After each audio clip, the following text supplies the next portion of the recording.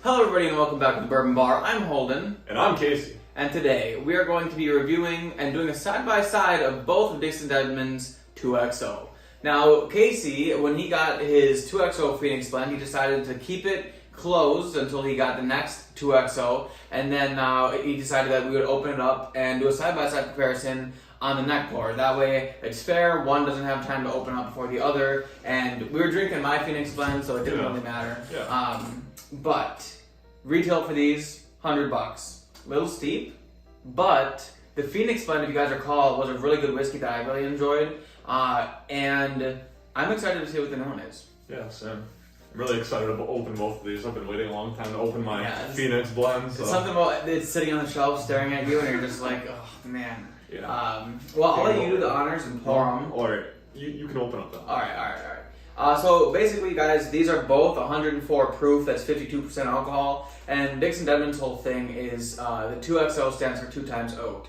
That makes it a double oaked product, so he has a special barrel finishing thing that he does, which is making it a double oaked product. So that being said, these should be theoretically maybe a little bit on the sweeter side, maybe have a little bit extra age notes or a little extra oakiness to them, and overall, I can imagine that they're going to be pretty damn good. Alright, so we're going to start with the Phoenix blend here, since we both had it and are both familiar. So, realistically, it's nothing really new to us, but we do need a little bit of a refresher. Plus, this is a fresh crack, a neck pour, if you will, so there's going to be a lot more, maybe potent notes compared to the bottle that I have, which might be a little smooth over by now. But it smells just decadent.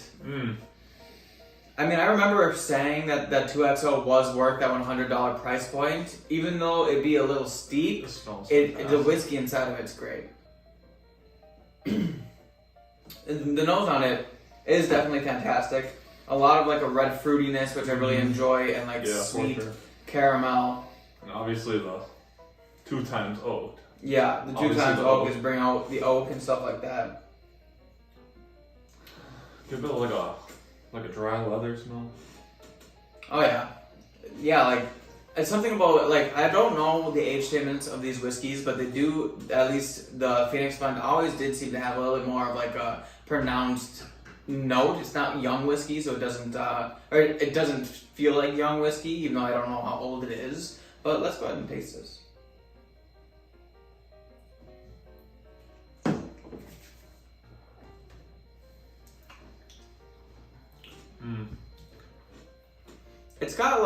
It's got things going on. It's got layers, but it's overall a pretty classic, like bourbon profile. I would agree. Definitely has a little bit of heat. I mean, what is it? 100 proof, right? 104 proof. Yep. 104 proof. Something. So yeah, it's got a little bit of heat, but it does have that classic sweet red fruits that I like to get in bourbons. It's got the caramel. It's got the oak. It's got all those notes that we had on the nose. Maybe a little bit more of like a spice in the finish here. There's like a little sweet vanilla with some spice. Yeah, sweet vanilla and spice throughout the palate. But overall, classic bourbon, easy to drink, and it's very good. So, but that being said, I'm excited to try the Innkeepers blend. So the new one, for you guys who don't know, the new one is the Innkeepers blend. This is basically the same thing. And so they're both kind of like the same gist. There's different batches. They don't mention anything, at least on the bottle, that's different about them, besides them being different batches. So it'd be interesting to see if like he put different staves in this one, or finished it with something, or if he just, it's the same whiskey, just picked differently, or if it's different age. I wonder if he's gonna keep sticking with that 104 proof. Yeah, or go up and down. Yeah, or both these bottles. This 104 proof seems to be like a really good spot for this whiskey. I agree. But let's go ahead and get the Innkeepers blend, which is a second release of 2XO, on the nose. It was more like a. Interesting. You get like a chocolate note. Yeah, I could get like a chocolatey. It seems lighter or less pronounced than the Phoenix blend. The Phoenix blend seemed to jump out of the glass This one seems a little bit tame. I wouldn't say muted is the right word, but definitely tame. It smells like a dark chocolate with like a caramel inside. Yeah, like a chocolate caramel brownie or something. Yeah. It kind of gives me a weird weeder sense, like a weeded bourbon sense. It smells odd. Like it seems more on the like sweet pastry like side of things rather than the bright red fruit and caramel that the Phoenix Blend was offering. I want to say if there was a fruit in this, I would maybe put it in the realm of stone fruit type area, but not like abundant at all. Just like a hint of like a peach or like or a mango or something. Peach. I don't know. It's hard for me to pick up. You can get like a little citrus in there. Citrus might be what I'm getting. I would think like a really nice like a. What are those called? Tangerine? A tangerine, yeah, I can see a tangerine. But overall, it smells lighter, more desserty, less fruity, but still has a little bit of that fruit zest, like you're saying. But I'm excited to try it, so let's go ahead and dive in on the palate.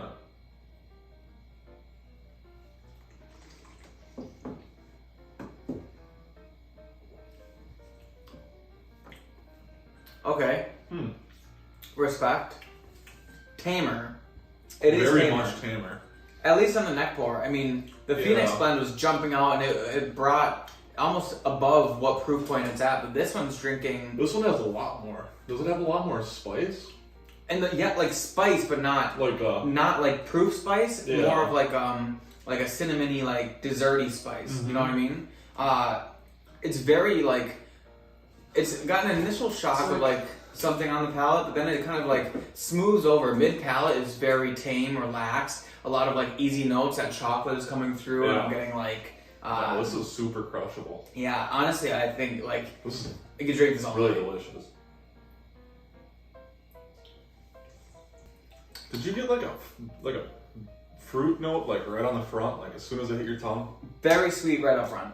Sweet up front, mild in the middle. With it's rounded over in the middle. It's got like that sweeter fruit in front with a rounded like that chocolatey, vanilla-y type like desserty soft part of the mid palate, and then in the finish it's got like that cinnamon or clove or something that's coming through, which is really nice. It's kind of more like a whirlwind of emotions here. The one thing I'm noticing is that it's odd. The Phoenix Blend seems very easy, just 1, 2, 3. It's got oak, red fruit, and caramel. Yeah. This seems to have more layers of different things. Like I wouldn't make you say it's like super more complex, but it is like it's switching from like fruity to desserty, like chocolatey to spicy. It's got like the whole evolution area, and that's actually really nice. It's almost got like a spice of a bean product. I could see that. Yeah, like a baker's like. Yeah, that's exactly what I'm thinking of. Does it feel like it's kind of drying your palate a little bit? Yeah. It's almost like sapping, like it's got this dry aspect to it. That's kind of how my smoke wig. I have a smoke wig and uncut unfiltered. Yeah. And that dries out your mouth like a ton. It's not bad. It's not a bad thing. No. It's just interesting. It's got almost seems like it has more oak in it than the first Phoenix Blend. But I don't even know which one of these I like better. We're gonna side by side these guys, and while we do that, if you guys want to hit the like button and subscribe to the channel, also leave a comment.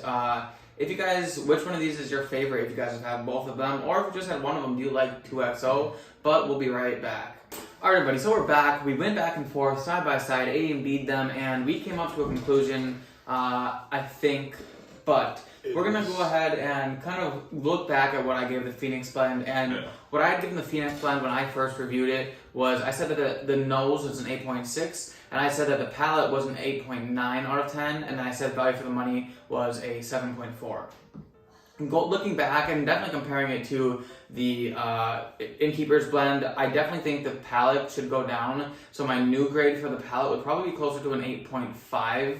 out of 10 on this one instead of an 8.9. So that would bring that grade down a little bit. But the overall for that one was right around 8.3, and now it'll probably be around 8.1-ish out of 10. What did you think about the Phoenix blend? I thought it was good. Having the actual neck pour of it, I mean, I've been looking at this bottle for a while and thinking about what it tastes like. So, I gave the nose on it an 8.4. It's really caramely, really delicious, classic bourbon smell. So good. Mm-hmm. Palate, then like, it's good. It ain't. Yeah, it does a trick. It's just not.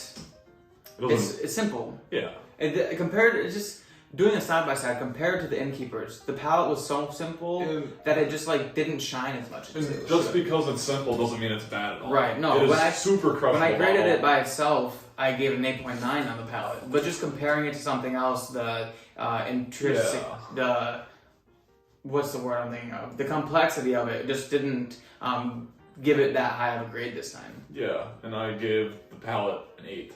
Like I said, still good bottle. Value, I don't know if everybody's gonna buy a $100 bottle, so kind of went a little lower at 7.6. Yep. Yeah, and so now moving on to the Innkeepers blend. As we said, this one, the nose might not be as strong and potent, but the actual whiskey itself seems to have a lot more complexity. Very flavorful. It's like from start to finish, especially on the palate, it's bringing you through a roller coaster of emotions, and it's really good. It is. On the nose, for me, on the Innkeepers blend, I thought it was good, but it left a little bit to be desired compared to the Phoenix blend. I thought the Phoenix blend was a lot sweeter and pronounced, while the Innkeepers was a bit more tame. So the nose, I gave an 8.4 out of 10. Yeah. And I give it a very close 8.5. I think the nose just super desserty, super good. Yep. And then moving on to the palate, what'd you think the palate of this one then? Palate was the same thing, 8.5. Very tasty. I don't know. I don't know what else to say. Yeah, I mean, as far as a palate is concerned, I give it a little bit higher of a grade. I give it an 8.8 out of 10, and the reason being is just that complexity. I liked how it took you on a journey from start to finish. It was changing and evolving over time. I thought that brings an aspect to it that the Phoenix blend just didn't have. But overall, it was great. Now, for the value for the money, well, this is, I think, slightly better than the Phoenix blend. I went ahead and gave this a 7.6 out of 10, and that makes the overall for my Innkeepers blend an 8.3, which is better than the Phoenix, in my opinion. Yeah, and I thought the value of the money was much better than the Phoenix blend, so I give that an 8, which total comes for an 8.3. Yeah, so overall, the overall grade for this, we agreed is around an 8.3 out of 10.